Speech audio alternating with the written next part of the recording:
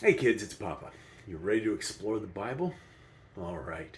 Now, take a look in Revelation chapter 16. Revelation chapter 16, and we're going to start with verse 17 and read on down through the end of the chapter. Now, this is kind of a crescendo. You know what I mean by a crescendo? A crescendo is a part of a song, and the song is building and building and building and building, and then it crescendos, and then it goes down.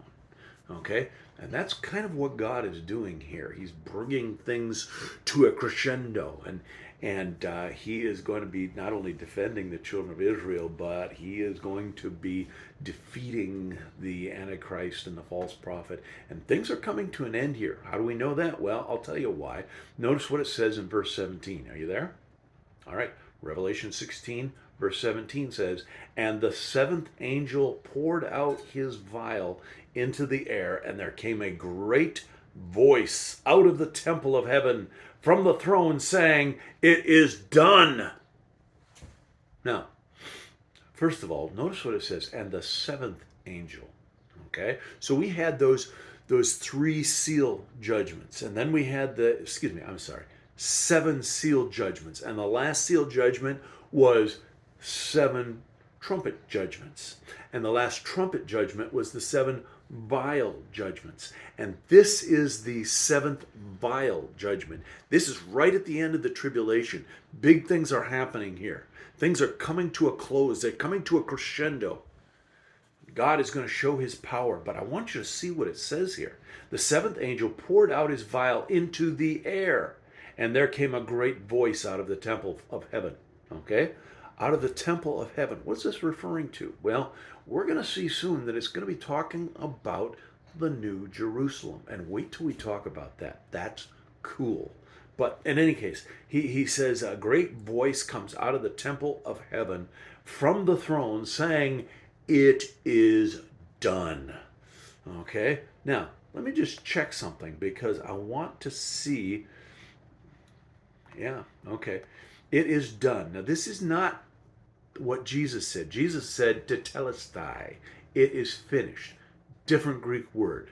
Okay? This is saying it has arrived at completion. Okay? And verse 18 says, "And there were voices and thunders and lightnings, and there was a great earthquake, such as was not since men were upon the earth. So mighty an earthquake and so great." Now, the Bible's really, really trying to show us that this earthquake is going to be something unlike anything that has been experienced on earth before. Okay? God, I believe, is just totally shaking the earth because I want you to see the results of this. Verse 19, "And the great city was divided into three parts." Okay? Probably Rome would be my guess. Okay? The great city was divided into three parts, and the cities of the nations fell. Okay, I mean, think about that. Now, right now, I'm up on top of we're on the 14th floor of a 15-floor high-rise apartment building. And I really don't like the idea of an earthquake being up this high because, man, I would, if it were a bad earthquake, I'd be dead. Okay, we'd all be dead. And this is just one of the buildings here. I mean, all over here, there are hundreds of these high rise apartment buildings. And many of them, most of them, are taller than this one. And this is just one city, and it's not even the biggest city in South Korea. And South Korea is not the biggest city in the world. I mean, we're talking about total and complete destruction when it says, and notice what it says, and it says, and the cities of the great nations fell. Okay? That's scary. There are going to be millions of people killed. It goes on, it says, "And great Babylon came in remembrance before God." Okay, God's going to remember Babylon. He's going to remember everything that Rome has done. "To give unto her the cup of the wine of the fierceness of his wrath." Ooh, that is not a place you want to be. Okay?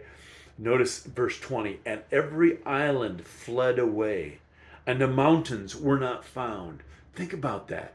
It is going to be such a tremendous earthquake that the islands of the sea are going to sink into the sea. The mountains are going to fall down and be flattened. Wow. And it goes on and says in verse 21, and there fell upon men a great hail out of heaven, every stone about the weight of a talent.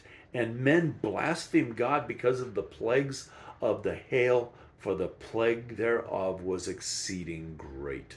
Okay, how much is a talent? I want you to Google that. Okay? I'm not going to tell you because I want you to Google it. And I want you to ask, how much does a biblical talent weigh? And then you tell me, okay? And so that's going to be your question today. I'm not going to write it in the thing. You're going to look it up yourself. Now, I want you to think about this.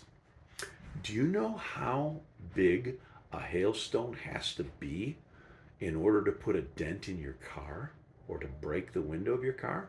Yeah, doesn't have to be much bigger than this. Okay? Now, I want you to imagine the weight of a talent falling. And what kind of destruction would that do? And boy, if you get hit by one of those, I mean, you won't even know what hit you. And the cars and the windows and the roofs, this thing would be crashing down through roofs, through floors. I mean, we are talking total destruction just from the hailstorm. Forget the earthquake. This is going to be huge. God is going to pour his wrath out on the world. Wow. It's going to be rough. So, aren't you glad we're not going to be there? I am. Hey, love you guys. See you later. Bye-bye.